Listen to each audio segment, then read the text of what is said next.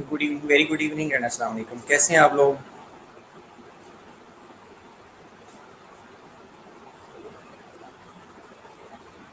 Well, hopes आप लोग ठीक होंगे।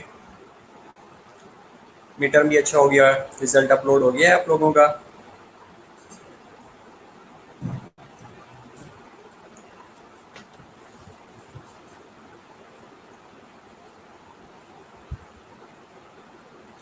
बाकी लोगों को भी कह दें कि जल्दी से काइंडली ऑनलाइन हो जाएं, ताकि आज हम एक नया टॉपिक डिस्कस करने वाले हैं, that is patient with Guillain Barre syndrome, जीबीएसवी से कहा जाता है। तो आज हम डिस्कस करते हैं कि व्हाट इज़ जीबीएस। इसकी पैथोफिजियोलॉजी देखेंगे, क्लिनिकल साइन और सिम्टम्स देखेंगे। अच्छा चलें सर फैसल, फिर एक दो दिन में अपलोड कर देंगे।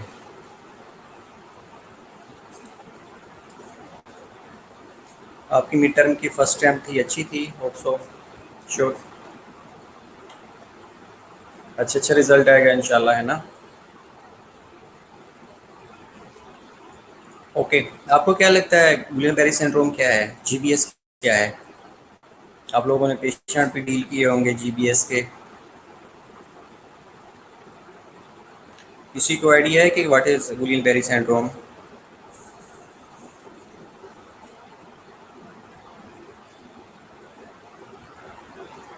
ग्रुप में मैसेज कर दें कि जल्दी से बाकी लोग भी काइंडली ऑनलाइन हो जाएं। ठीक है।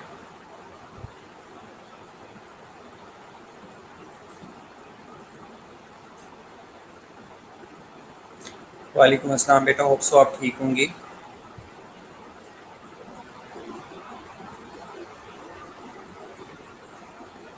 ओके श्योर बेटा, thank you for joining us. आज हम डिस्कस करने वाले हैं न्यूरोलॉजी डिजीज़ है। अच्छा, न्यूरोलॉजी मसल वीकनेस होती है, ठीक है। इसके अलावा क्या हो सकता है इसके अंदर?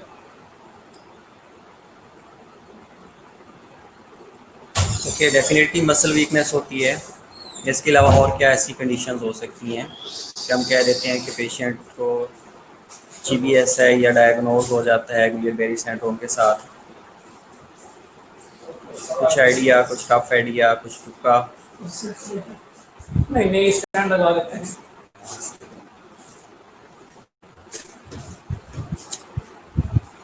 डेफिनेटली मसल वीकनेस बेटा होती है। इसके अलावा जनरलाइज पैरालिसिस भी हो जाती है, डेफिनेटली जनरलाइज पैरालिसिस भी हो जाती है, इट्स ट्रू वन। ठीक है। होता क्या है, ये सारे काम इसके अंदर होते क्यों हैं गुलियर बेरी सिंड्रोम के अंदर? ओके चलें, ये हम वन बाय वन देख लेते हैं कि इनके अंदर क्या क्या होता है। आपको क्या लगता है कि गुलियर बेरी सिंड्रोम के अंदर हम टेस्ट कौन कौन से करवा सकते हैं? कुछ आइडिया?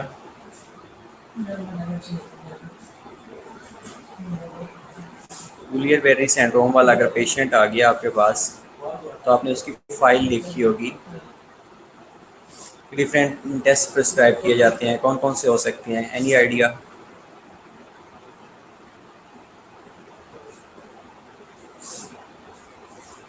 नहीं। Okay.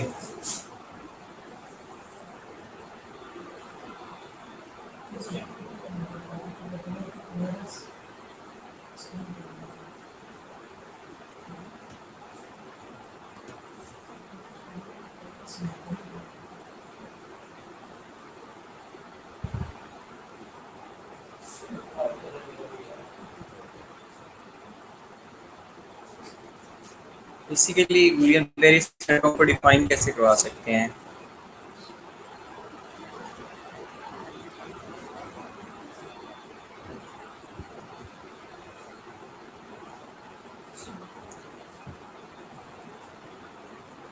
Okay, EEG, electroencephalogram definitely करवा सकते हैं, सीएसएफ करवा सकते हैं। Inflammatory disorder of peripheral nerves, exactly inflammatory disorders of peripheral nerves होता है। लेकिन इन्फ्लेमेटरी डिसऑर्डर्स नो डाउट होता है, लेकिन अच्छा इसके अंदर जो बेसिक क्लासिफिकेशन है ना, बेसिक जो चीज़ है इसके अंदर लोअर मोटर न्यूरॉन डिसऑर्डर होता है। और इसका एक और नाम भी था, आई थिंक लॉन्ड्री पॉलिसी भी से कहा जाता है गुलियर बेरी सिंड्रोम को। शायद आपने सुना होगा कि कोई अदर नेम भी हैं इसके, और शायद मैंने स्लाइड्स के अंदर भी मेंशन किया होगा कि इसको ना लॉन्ड्री LANDRYS पॉलिसी भी कहा जाता है, लॉन्ड्री पॉलिसी भी कहा जाता है।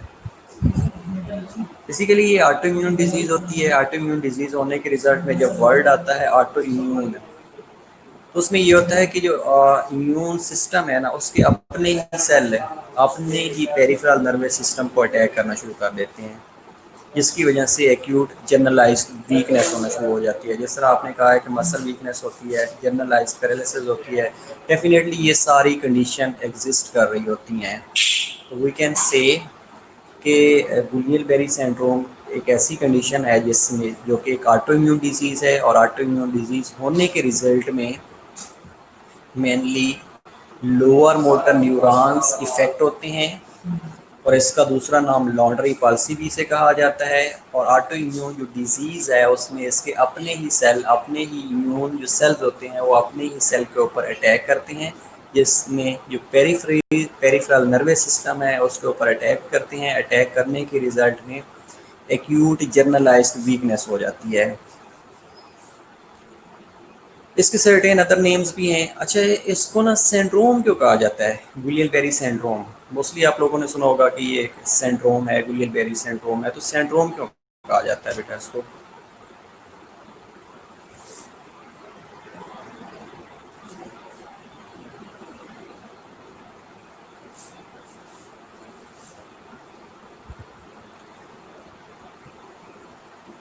ओके बेटा, इसको सिंड्रोम इसलिए कहा जाता है क्योंकि ये broad group of demyelinating inflammatory polyradiculoneuropathies को डिजिग्नेट करता है, रिप्रेजेंट करता है, इसलिए इसको सिंड्रोम कहा जाता है। तो इसकी सर्टेन क्लासिफिकेशंस होती हैं, जिसके अंदर AIDP होता है, एक्यूट इन्फ्लेमेटरी डीमेलिनेटिंग पॉलीन्यूरोपैथी होती है। और इसको इसमें होता क्या है बेसिकली, AIDP के अंदर एक्यूट इन्फ्लेमेटरी, ये हम एक छोटा सा रिव्यू ले लेते हैं, उसके बाद हम स्लाइड्स के ऊपर भी देखते हैं कि स्लाइड्स के ऊपर क्या क्या मेंशन किया हुआ है। ओके, डेफिनेटली अपने साथ दूसरे ऑर्गन या सिस्टम को भी अटैक हो रहा होता है, इम्यून सिस्टम अटैक कर रहा होता है, इसलिए भी कहा जाता है। अच्छा, AIDP के बारे में बात कर रहे थे, एक्यूट इन्फ्लेमेटरी डीमाइलिनेटिंग पॉलीन्यूरोपैथी भी कहा जाता है। इसमें क्या होता है कि जो इम्यून रिस्पांस होता है ना, वो माइलन कोटिंग जो होती है, जो माइलन शीट होती है, उसको डिग्रेड करना शुरू कर देता है। जो इम्यून सेल्स होते हैं ना, वो माइलन शीट को कोड करना शुरू कर देते हैं, डीमेलिनेशन करना शुरू कर देते हैं। जब डीमेलिनेशन हो जाएगी या अरोयन होना शुरू हो जाएगी माइलन शीट की, तो जो नॉर्मली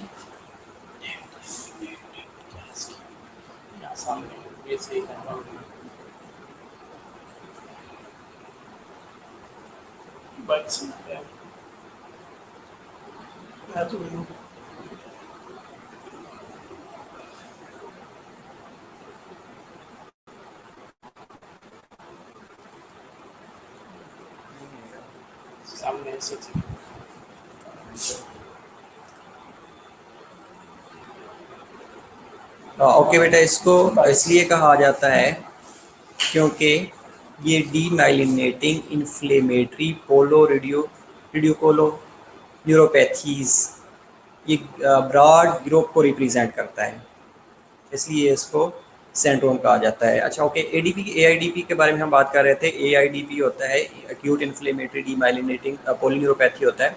इसमें ये होता है कि जो इम्यून सिस्टम होता है ना, या इम्यून सिस्टम के जो सेल्स होती हैं, वो क्या करते हैं कि माइलन शीट को डिग्रेड करना शुरू कर देते हैं, माइलन को अरोड करना शुरू कर देते हैं। अब माइलन के ऊपर न्यूरॉन ने मूव करना होता है। वालेकुम अस्सलाम, होप सो बेटा आप ठीक होंगी, जज़ाकल्लाह। अच्छा, माइलन को जब माइलन की अरोयन हो जाती है ना, तो माइलन शीट के ऊपर जो न्यूरॉन्स हैं उन्होंने मूव करना होता है, इजीली मूव करना होता है। Mylan sheet is like a motorway, जिसके ऊपर जो गाड़ी है स्मूथ जाती है। तो जब माइलन शीट की अरोयन हो जाती है, मीनिंग टू से कि जो मोटरवे है, जब वो उसके ऊपर अरोयन होना शुरू हो जाती है, तो जो स्मूथ पाथवे है वो सही नहीं होता, तो गाड़ी स्मूथली नहीं मूव करती। Same condition with the neuron, कि जब माइलन शीट की अरोयन हो जाती है तो जो न्यूरॉनल पाथवे है वो प्रॉपरली फंक्शन नहीं कर सकता। जब न्यूरॉनल पाथवे प्रॉपर नहीं रहेगा तो उसके ऊपर जो न्यूरॉन्स हैं वो मूव नहीं कर सकते, या आप ये कह सकते हैं कि जो न्यूरॉनल ट्रांसमिशन होती है, ये जो न्यूरॉनल सिग्नल्स होते हैं वो प्रॉपरली कन्वे नहीं होते। जब कन्वे नहीं होंगे तो उस कंडीशन को कहा जाता है AIDP, acute inflammatory demyelinating polyneuropathy, right. अब ये जो न्यूरोपैथी होती है ना, इसको भी दो टाइप्स में डिवाइड किया जाता है। वन इज अमान, AMAN है, अमान एक्यूट मोटर एक्सोनल न्यूरोपैथी होती है, और दूसरी होती है एमसान। बेटा ये बहुत इजी रहेगा आप लोगों के लिए।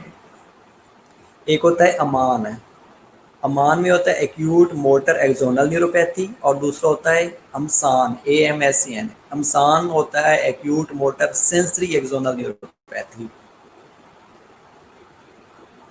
अब इन दोनों के अंदर क्या होता है कि जो एक्सोन्स होते हैं ना वो themselves are damage by the immune response. अब चाहे अमान हो चाहे अमसान हो, दोनों के अंदर जो एक्सोन्स हैं या एक्सोन टर्मिनल्स हैं वो डैमेज हो जाते हैं। जब एक्सोन टर्मिनल डैमेज होंगे तो जो न्यूरॉन्स हैं उन्होंने परी से पोस्ट सिनेप्टिक में मूव करना होता है, तो वो मूव नहीं कर सकते। जब मूव नहीं करेंगे तो डेफिनेटली उन कंडीशन को अमान और अमसान कहा जाता है, राइट। ओके, अगर इसके हम थोड़ी सी पैथो के बारे में बात कर लेते हैं कि ये होता कैसे है बेसिकली। तो मेरा ख्याल है और ज़्यादा इजी हो जाएगा। तो जो गुलियन बेरी सिंड्रोम है, ये GBS is considered to be autoimmune disease triggered by preceding bacterial viral infections. कोई भी बैक्टीरियल इन्फेक्शन हो सकता है या कोई भी वायरल इन्फेक्शन हो सकता है जिसमें ये सर्टेन पैथोजन आइडेंटिफाई किए गए हैं, जिनके अंदर कैम्फेलोबैक्टर जिजिनाई है, साइटोमेगैलो वायरसेस हैं, एब्स्टेन बार वायरसेस हैं, माइकोप्लाज्मा नमूनी है। ये कॉमनली आइडेंटिफाइड पैथोजन है। तो ये क्या करते हैं कि ये GBS काज कर रहे होते हैं। अब इसके अंदर क्या होता है कि इम्यून जो सिस्टम होता है begins to attack the body itself. अब इम्यून सिस्टम किसी वजह से भी हाइपर एक्टिव हो सकता है, किसी वजह से अब नॉर्मली ट्रिगर हो सकता है। जब अब नॉर्मली ट्रिगर होएगा तो उसके रिजल्ट में अपने ही सेल अपने ही नॉर्मल सेल के ऊपर अटैक करते हैं, उनको किल करना शुरू कर देते हैं। तो उसके रिजल्ट में क्या होता है कि the immune response causes A cross reaction with the neural tissue. तो न्यूरल टिश्यू के साथ इम्यून सिस्टम एक क्रॉस रिएक्शन क्रिएट करता है, जिसके रिजल्ट में जो माइलन शीट होती है वो डिस्ट्रॉय होना शुरू हो जाती है। जैसे ही माइलन शीट की डिस्ट्रक्शन होती है साथ में इन्फ्लेमेशन होना शुरू हो जाती है। अब आप पहले कह रहे थे कि ये inflammatory disorders of peripheral nerves है, आई थिंक सिद्रा ने बताया था। तो डेफिनेटली बेटा इसमें क्या होता है कि जैसे ही माइलन शीट डिस्ट्रॉय होएगी उसके साथ इन्फ्लेमेशन होना शुरू हो जाती है। तो इसलिए इसको inflammatory disorders of peripheral nerves भी कहा जाता है, डेफिनेटली यस। ठीक है, अब ये जो इन्फ्लेमेटरी होती है प्रोसेस होता है या एक्यूट इन्फ्लेमेशन होती है, उसके रिजल्ट में वहाँ पे डिफरेंट जगह के ऊपर लीन बनना शुरू हो जाती हैं। जैसे ही माइलन शीट की अरोयन होएगी तो डिफरेंट साइड्स के ऊपर स्मॉल स्मॉल अरोयन होने के रिजल्ट में लीन बनना शुरू हो जाती हैं। और ये जो लीयंस होते हैं ये several days of onset of symptoms तक वहाँ पे रहते हैं। और उसके रिजल्ट में जैसे ये लीयंस बन जाते हैं, माइलन शीट की अरोयन हो जाती है। माइलन शीट अरोड होने के रिजल्ट में जो नर्व कंडक्शंस है, ये जो नर्व की विलासिटी है कंडक्ट होने की या कंडक्टिविटी ऑफ द नर्व्स है, वो स्लो डाउन होना शुरू हो जाती है। और समटाइम्स ऐसे होता है कि जब माइलन किसी एरिया के ऊपर कम्प्लीटली अरोड हो चुकी होती है तो वहाँ से जो नर्व की ट्रांसमिशन है वो कम्प्लीटली ब्लॉक हो चुकी होती है। जब कम्प्लीटली नर्व ब्लॉक हो जाएगी, नर्व न्यूरनल पाथवे ब्लॉक हो जाएगा, तो जो नर्व्स हैं, ये जो न्यूरॉन्स हैं वो एक जगह से दूसरी जगह ट्रांसमिट नहीं हो सकते। जैसे ही उनकी ट्रांसमिशन इनहिबिट होएगी तो उसके रिजल्ट में क्या होगा कि जो पाथवे था, जो communication between neuron to neuron थी, वो नहीं रहेगी। उसके रिजल्ट में इवन समटाइम्स ऐसे भी होता है कि जो शिवान सेल्स होते हैं जो माइलन को प्रोड्यूस कर रहे होते हैं पेरिफेरल नर्वस सिस्टम के अंदर, वो डिस्ट्रॉय हो चुकी होती हैं। जब शिवान सेल की डिस्ट्रक्शन होएगी, माइलन शीट की प्रोडक्शन नहीं होएगी, तो अगेन ये प्रॉब्लम होना शुरू हो जाएगा। और समटाइम्स ऐसे होता है कि जिस तरह हमने एक्सोन्स की बात की है कि एक्सोन काम कर रहे होते हैं, इंटैक्ट होते हैं, लेकिन माइलन नहीं होता, माइलन शीट नहीं होती, तो अगेन मसला होना शुरू हो जाता है। या इसमें जिस तरह हमने अमान और अमसान में कहा है कि एक्सोन ही डिस्ट्रॉय हो चुके होते हैं।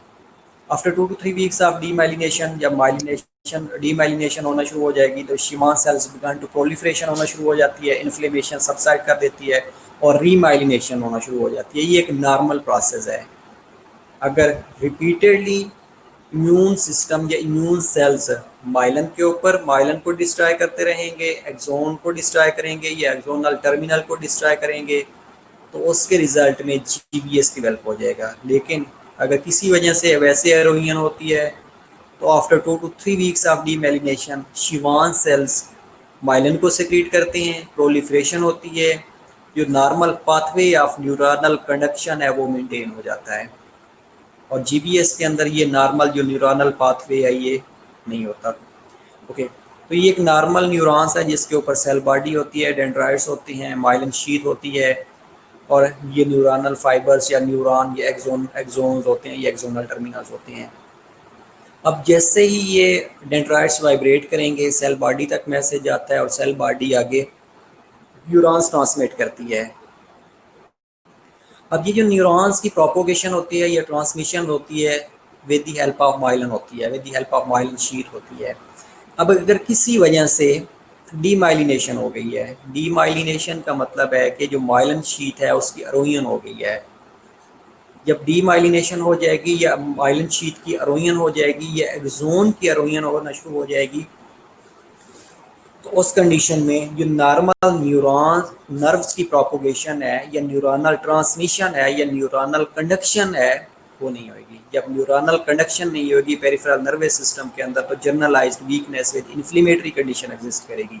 उस कंडीशन को जीबीएस कहा जाता है। Got it? ओके, इसके अलावा और क्या होता है जीबीएस के अंदर ये हम देख लेते हैं।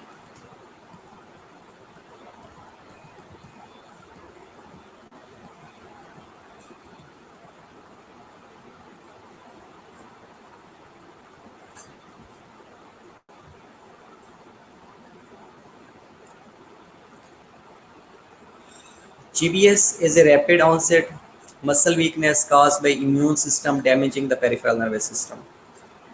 GBS की जब भी हम बात करेंगे तो पेरिफेरल नर्वस सिस्टम की बात करेंगे और साथ में माइलिन शीट की बात करेंगे। तो माइलिन शीट की डैमेज होना शुरू हो जाएगी पेरिफेरल नर्वस सिस्टम के अंदर, उस कंडीशन को GBS कहा जाता है जिसमें मसल वीकनेस होना शुरू हो जाती है, पैरालिसिस ऑफ मसल्स होना शुरू हो जाती है।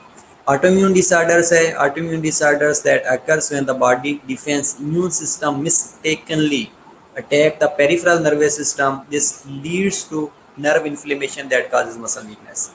Got it? कि ऑटोइम्यून डिसऑर्डर्स क्यों है? इसलिए ऑटोइम्यून डिसऑर्डर्स है क्योंकि जो बॉडी का इम्यून सिस्टम या बॉडी का जो डिफेंस सिस्टम है वो अपने ही सेल को पेरिफेरल नर्वस सिस्टम में मिस्टेकनली अटैक करता है। अटैक करने के रिजल्ट में नर्व की इन्फ्लेमेशन करता है और नर्व की जैसे इन्फ्लेमेशन होती है that will lead to muscle weakness. इसके अदर नेम्स हैं, एक्यूट इन्फ्लेमेटरी पॉलीन्यूरोपैथी भी कहा जाता है। इसके अलावा इसकी काजेज हेरिडिटरी नहीं है, काज अननोन है, अभी तक हमें कोई चीज़ का नहीं पता, सिर्फ ये पता चला है कि ये ऑटो इम्यून डिजीज़ है। डेफिनेशन में क्या होता है कि post infection polyneuropathy involves mainly motor but sometimes also sensory and autonomic nerves, affects people of all ages and is not hereditary.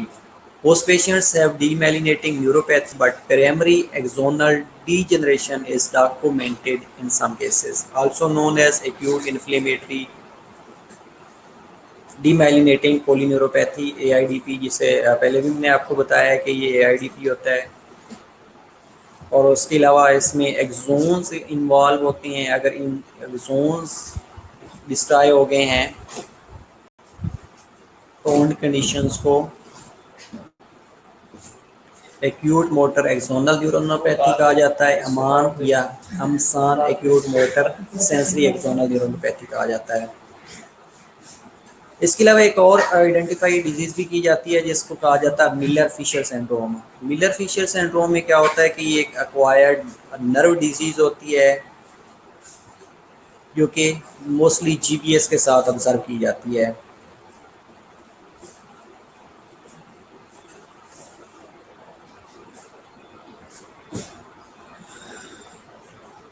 Okay, अभी हमने इसकी पैथो के बारे में थोड़ा सा डिस्कस किया, लेकिन डिटेल हम डिस्कस करते हैं इसकी। अगर हम क्लिनिकल मैनिफेस्टेशन देखी जाए तो पेशेंट्स जो हमारे पास आएगा वो किन क्लिनिकल प्रेजेंटेशन के साथ आएगा। मोस्टली क्या होता है कि 2 से 4 हफ्ते के बाद CIT respiratory illness with complaints of finger dysesthesias और proximal muscle weakness of lower limb होना शुरू हो जाएगी।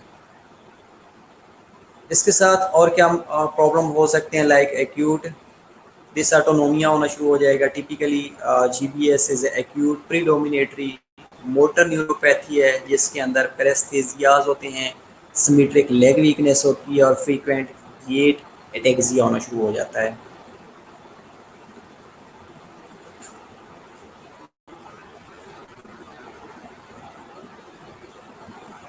ओके,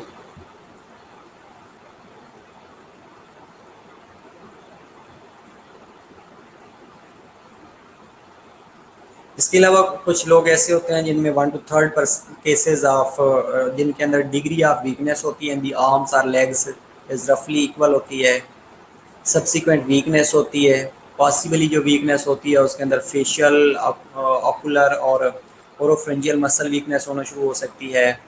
और ये वीकनेस समटाइम्स बाईलेटरल होती है, समटाइम्स यूनिलेटरल होती है। इसके अलावा प्रॉक्सिमल मसल वीकनेस होती है, that is very frequent, specially initially होती है, with subsequent distal arm and leg weakness होना शुरू हो जाती है। इसके अलावा सेंसरी डिस्टर्बेंस होती है। 50% जो केसेस होते हैं उनके अंदर विद सिमेट्रिक डिस्टल लिम्ब पैरेस्थीसियाज होते हैं, before clinically evident limb weakness होना शुरू हो जाती है, और अर्ली फिंगर प्रेस्थीसियाज होने शुरू हो जाते हैं, जिनके अंदर पैची प्रोसेस होना शुरू हो जाता है। इसके अलावा ट्रंक का प्रेस्थीसिया हो सकता है, यूजुअली अनयूजुअल होता है। Sensory loss over the trunk of frequent and सोडोलाडेवल में भी एविडेंट होना शुरू हो जाता है। डिस्टोनियाज होते हैं, डिसऑटोनोमियाज होते हैं। डिसऑटोनोमियाज मोस्टली 65% ऑफ केसेस में अकर हो रहे होते हैं।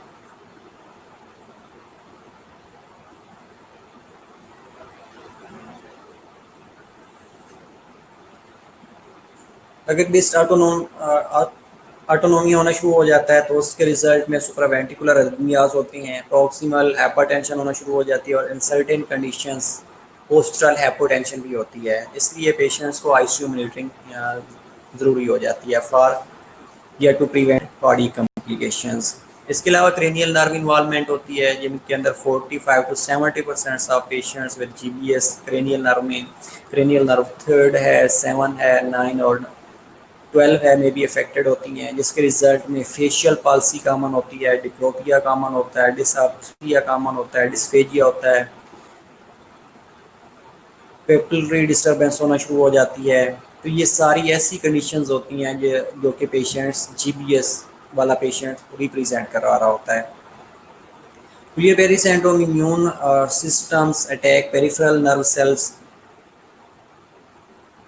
जो कि rarely involve the brain. Myelin proteins जो कि इनके ऊपर अटैक करता है, जिसके रिजल्ट में causing varying degree of muscle weakness और पैरालिसिस। जैसे पेरिफेरल नर्वस सिस्टम के ऊपर इम्यून सिस्टम मिस्टेकनली अटैक करेगा तो उसके रिजल्ट में जो पेरिफेरल न्यूरोपैथी होना शुरू हो जाएगी।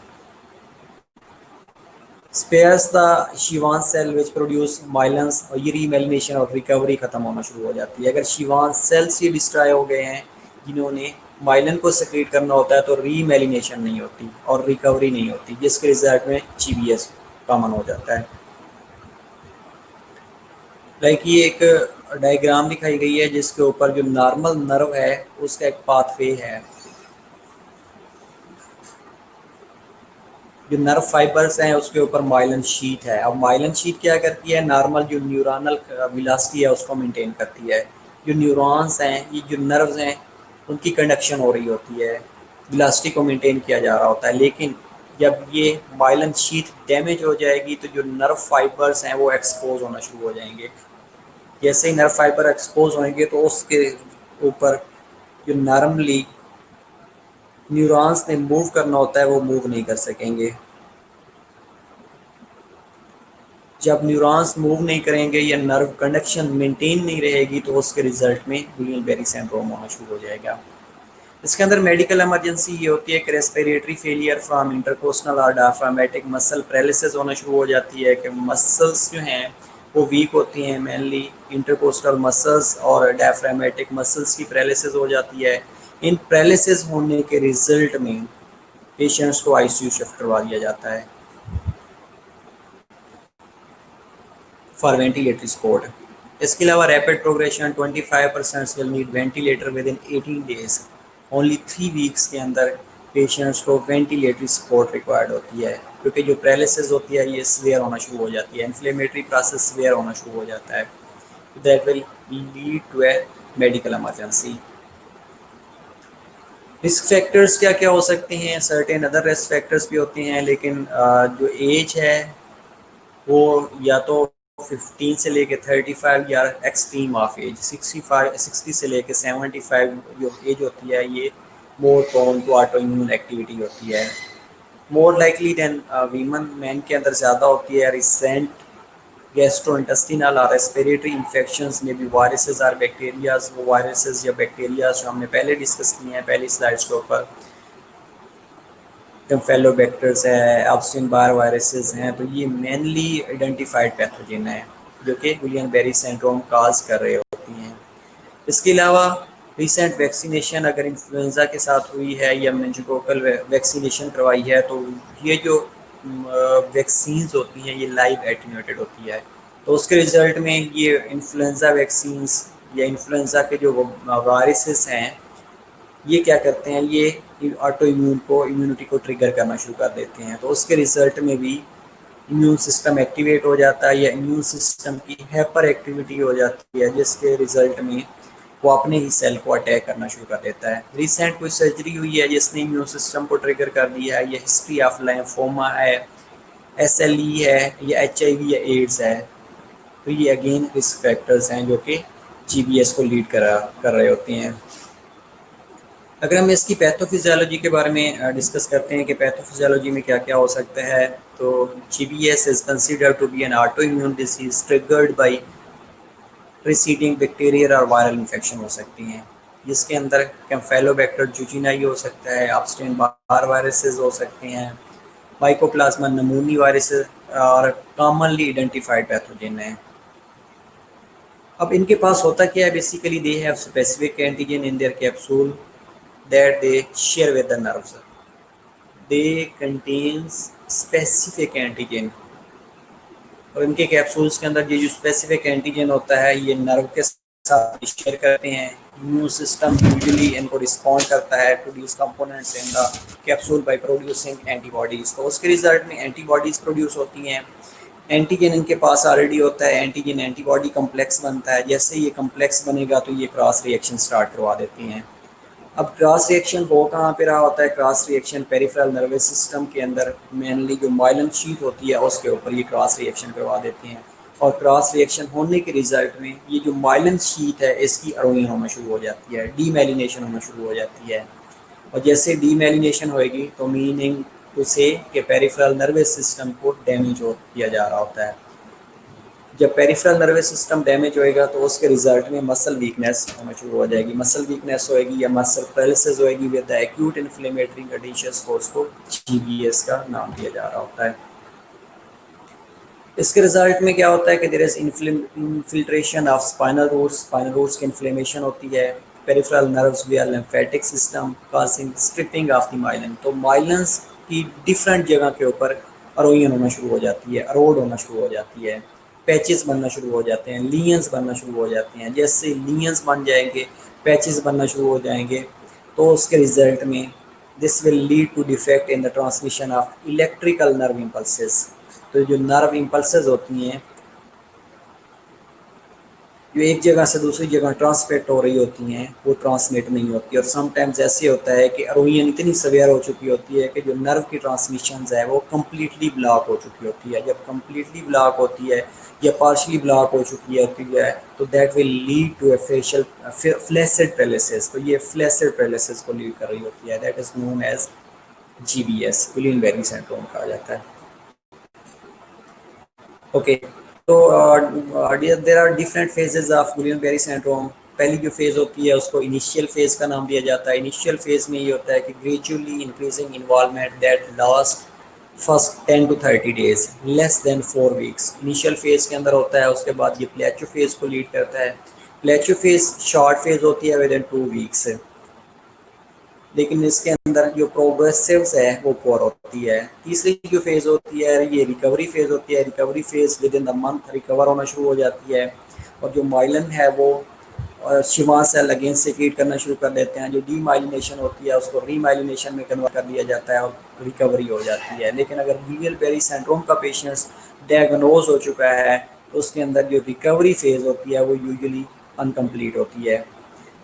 मोटर स्क्वेल होना शुरू हो जाता है जो कि 5 to 25% है, और रिलैप्स और लेट रिकरेंस जो कि 3% होती है, इनके अंदर लेट रिकरेंस हो रही होती है। अगर कोई ऐसी मेडिकेशन पेशेंट यूज़ करना शुरू कर दे जो कि इम्यून सिस्टम को सप्रेस कर रही होती हैं तो that will lead to a recovery phase, otherwise ये रिकवर नहीं होती।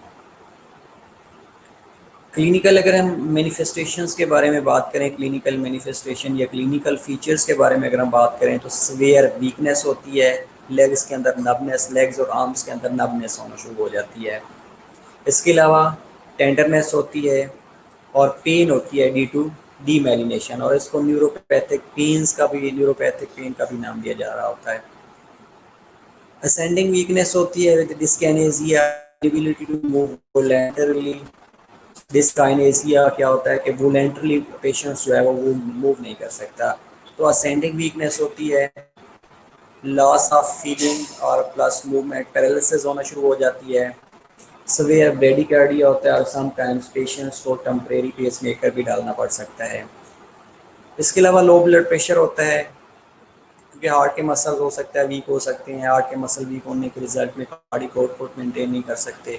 अनकोऑर्डिनेटेड मूवमेंट होती है, ये डिपेंड कर रहा होता है कि सिमेट्री यूनिलेटरल इन्वॉल्वमेंट है या बाइलेटरल इन्वॉल्वमेंट है, उसके अंदर भी सिमेट्री है या अनसिमेट्रिकल है। फेशियल वीकनेस होती है और ब्लड विजन होना शुरू हो जाती है। कमीनेस और फॉलिंग की कंडीशन होती है और रेस्पिरेटरी प्रॉब्लम्स होना शुरू हो जाती हैं। रेस्पिरेटरी प्रॉब्लम की वजह से, लो ब्लड प्रेशर की वजह से, सीवियर ब्रेडिकार्डिया की वजह से इसको एक मेडिकल इमरजेंसी के अंदर डिजिग्नेट किया जाता है और patients needs urgent ventilator support. Okay, इसके डायग्नोस्टिक प्रोसीजर्स की अगर हम बात करें तो डायग्नोस्टिक प्रोसीजर्स में हम क्या क्या डायग्नोसिस करवा सकते हैं, लाइक एलपी करवा सकते हैं।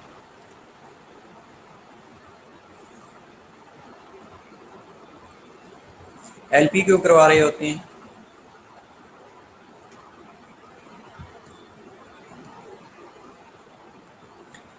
सेब्रोस्पाइनल फ्लूइड इन्वेस्टिगेशन करवा रहे होते हैं जिसके अंदर might be it will elevate at some stage of illness but remains mostly normal during the first 10 days, जिसके अंदर जो लेम्फोसाइट्स होते हैं वो मोर देन 50 लाख पर सेल्स पर लीटर हो सकते हैं। तो इसलिए हम CSF एनालिसिस या CSF इन्वेस्टिगेशन भी करवा रहे होते हैं। इसके अलावा CSF फ्लूइड के अंदर प्रोटीन का लेवल अगर एलिवेटेड है तो ये भी अगेन डायग्नोसिस हेल्प आउट कर रहा होता है। इलेक्ट्रोमायोग्राम करवा सकते हैं। ईएमजी, ईएमजी क्या करता है कि record the muscle activity, muscle की एक्टिविटी को रिकॉर्ड किया जा रहा होता है which shows loss of reflexes due to slow response कंडक्शंस।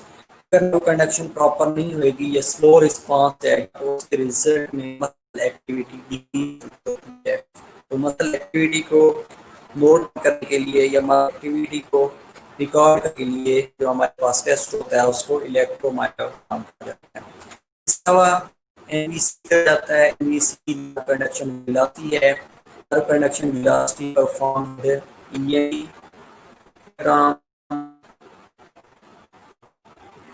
Conduction velocity क्या करती है, record the speed at which the signal travels along the nerve. अब इससे क्या करना होता है एनवीसी ने कि जो नर्व सिग्नल ट्रांसमिशन है उसको वेलोसिटी को देखना होता है कि स्पीड के साथ नर्व हो रही है। तो अगर नर्व कंडक्शन वेलोसिटी डिक्रीज हो चुकी है के रिजल्ट उससे क्या होता है कि माइलिन शीट के रोमियन हो चुकी है, तो नर्व की जो कंडक्शन है वो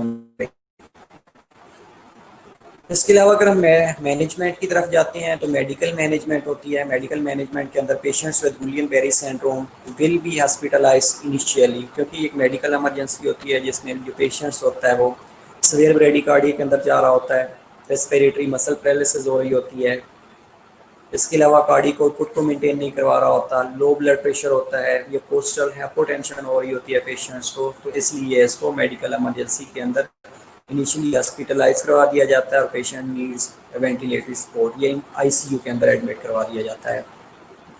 it is important to motor to monitor the individual's respiration respiratory rate को monitor किया जा रहा होता है।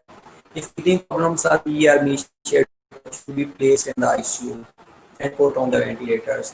अगर किसी वजह से पेशेंट्स जीबीएस का डायग्नोज पेशेंट्स है, उसके अंदर ब्रीथिंग प्रॉब्लम आ रहा है, तो रेस्पिरेटरी रेट को मेंटेन कर रहा या सेचुरेशन को मेंटेन नहीं कर रहा, या कार्डियक आउटपुट या ब्लड प्रेशर को मेंटेन नहीं कर रहा, तो उसको आईसीयू के अंदर शिफ्ट कर दिया जाता है और उस पेशेंट्स को वेंटिलेटरी सपोर्ट रिक्वायर्ड होती है ताकि वेंटिलेटर के ऊपर पेशेंट्स को डाल दिया जाए। According to National Health Services, the two main initial treatment options for Guillain-Barré syndromes are intravenous immunoglobulins, which is a safe and easier to give, और दूसरा प्लाज्माफेरेसिस, इसमें प्लाज्मा एक्सचेंज किया जा रहा होता है। ये दो टेस्ट जो कि नेशनल हेल्थ सर्विसेज कहती है initial treatment option for the Guillain Barre syndrome है, वन इज इंट्रावेनियस इम्यूनोग्लोबुलिन्स और दूसरा प्लाज्माफेरेसिस।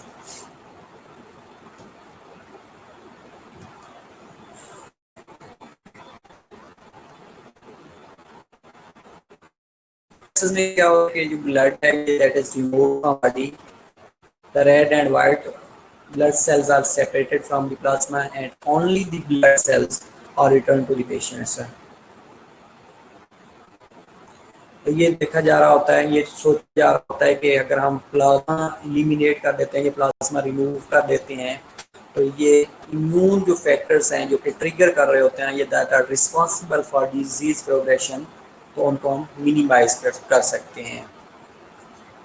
अगर प्लाज्माफेरेसिस कर देते हैं तो इसके साथ पेशेंट्स को और ज़्यादा फ़ायदे हो सकते हैं, लाइक उसकी जो लेंथ ऑफ इलनेस है उसको रिड्यूस किया जा सकता है, मैकेनिकल वेंटिलेशन का जो टाइम पीरियड है उसको डिक्रीज़ किया जा सकता है और अर्ली एम्बुलाइजेशन करवा सकते हैं। इसके अलावा इंट्रावेनियस इम्यूनोग्लोबुलेंस क्या होते हैं कि immunoglobulins given इंट्रावेनियसली that showed a positive impact on the speed of recovery।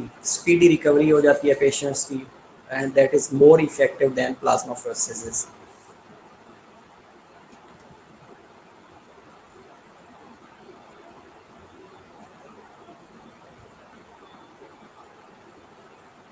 Okay। इसके अलावा intravenous immunoglobulins concentrated antibodies is injected straight into a vein। The antibodies are extracted from the healthy donors of plasmapheresis। The aim is to deplete the bodies of blood plasma without depleting it of its blood cells। Plasma is a liquid part of the blood। In case of Guillain-Barré syndrome, the aim is to remove the cells that are attacking the nerve fibers या nerves। EEG monitoring for autonomic dysfunction और physical therapy to increase muscle flexibility और strength को किया जा रहा होता है। Okay इसके अलावा सर्टेन अदर मैनेजमेंट की जा रही होती है, सपोर्टिव मैनेजमेंट उसको कहा जाता है, लाइक ताकि जो कॉम्प्लिकेशंस है उसको प्रिवेंट किया जा सके। सपोर्टिंग केयर के अंदर बेटा आईसीयू मॉनिटरिंग हो सकता है, that is a basic medical management of the patients that determines mortality and morbidity. इसके अलावा वेंटिलेटरी सपोर्ट होती है। वेंटिलेटरी सपोर्ट में हो सकता है पेशेंट्स को एटीलेक्टेसिस हो रही होती है, अगर एटीलेक्टेसिस होगी तो that will lead to hypoxia. Later on hypercapnia होना शुरू हो जाता है, एबीजीज एनालिसिस करवाया जा रहा होता है कि हाइपर कैपनिया से बचा जा सके।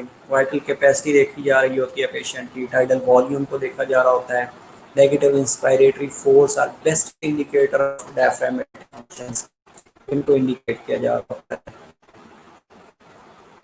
अगर एटीलेक्टेसिस है तो इसको इंसेंटिव से ट्रीट किया जा रहा होता है, फ्रीक्वेंट सेक्शन की जा रही होती है और चेस्ट सेक्शन। इसके अलावा अगर ऑटोनोमिक डिसफंक्शंस में मे बी सेल्फ लिमिटेड होते हैं और should not be treated. Sustained अगर हाइपरटेंशन की कंडीशन है तो उसको सर्टेन मेडिकेशन के अंदर से ट्रीट किया जा रहा होता है, जिसके अंदर एंजियोटेंसिन कन्वर्टिंग एंजाइम इनहिबिटर्स हैं या बीटा ब्लॉकर्स है के पेशेंट्स को ट्रीट किया जा रहा होता है। अगर पोस्टल हाइपोटेंशन है, पोस्टल हाइपोटेंशन को क्या करते हैं कि पोजिशनिंग के थ्रू या फ्लूइड बोलस फॉर्म में देने के बाद उसको ट्रीट किया जा रहा होता है। नोजोकोमियल इन्फेक्शन से प्रिवेंट करने के लिए उसको सर्टेन एंटीबायोटिक्स दिए जा रहे होते हैं। और मेनली पेशेंट्स अगर वेंटिलेटर के ऊपर है तो उसमें डीप वेनस थ्रोम्बोसिस और डीवीटी होने के चांसेस होते हैं। तो प्रोफिलैक्टिकली पेशेंट्स को हेपरिन या कंप्रेशन स्टाफ भी यूज़ करवाई जा रही होती हैं। ओके, इसके अलावा अगर हम फिजिकल मैनेजमेंट की तरफ बात करें तो पेशेंट्स को फिजिकली भी मैनेज किया जा रहा होता है, जिसमें पेशेंट्स का पोस्चर को इम्प्रूव करना होता है, पेशेंट्स का बैलेंस और कोऑर्डिनेशन को मेंटेन करना होता है, एयरवे को क्लियर करना होता है, लंग इन्फेक्शंस को प्रिवेंट करना होता है। इसके अलावा उसके जो जॉइंट्स हैं वो उनको फंक्शनल पोजीशन के अंदर मेंटेन करना होता है, सपोर्ट करना होता है, ताकि जो डिफॉर्मिटी है उसको मिनिमाइज़ किया जा सके। प्रेशर अल्सर या प्रेशर सोर्स से पेशेंट्स को प्रिवेंट करना होता है और पेरिफेरल सर्कुलेशन को मेंटेन करना होता है। इसके अलावा साइकोलॉजिकल सपोर्ट भी इम्पॉर्टेंट होती है।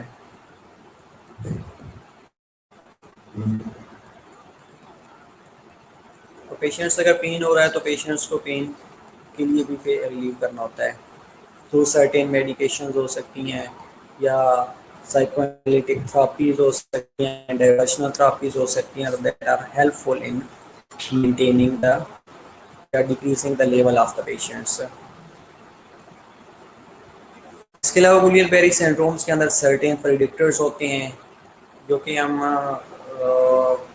क्लिनिकली एज वेल एज इलेक्ट्रोफिजियोलॉजिकली और बायोलॉजिकली हम उनको डिजिग्नेट कर सकते हैं और पेशेंट्स मेजॉरिटी ऑफ पेशेंट्स को उनके साथ ट्रीट किया जा रहा होता है। अगर हम इसकी प्रोग्नोसिस की बात करें तो prognosis is not a good.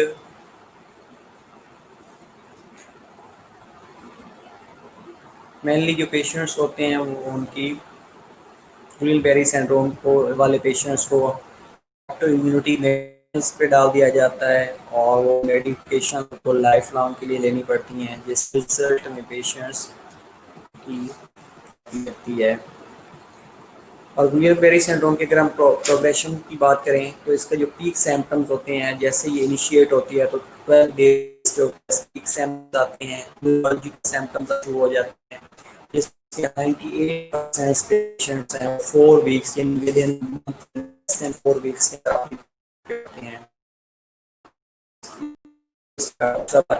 के बारे में फेज होती है, परसेंट होती है, अनचेंजिंग सिम्टम्स होना शुरू हो जाती हैं और उसके बाद रिकवरी फेज होती है। रिकवरी 2 to 4 डेज वीक्स के अंदर होती है आफ्टर द प्रोग्रेशन फेज। और उसके साथ क्लिनिकल जो टाइम्स होता है या क्लिनिकल रिकवरी का जो टाइम्स होता है वो मेनली 3 मंथ्स हो सकता है। That was about the Guillain Barre syndrome जो कि हमने डिस्कस किया है। अगर कोई भी क्वेरी है related to William Barre syndrome तो you can ask me.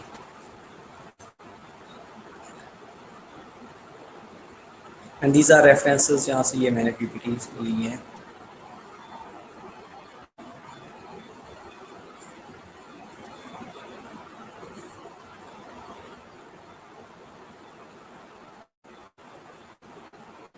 Next हम डिस्कस करेंगे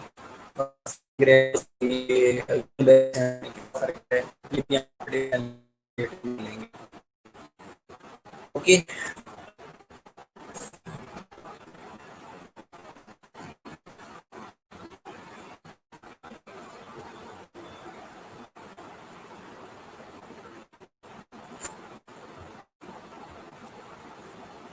ओके बेटा, बस कर दी है।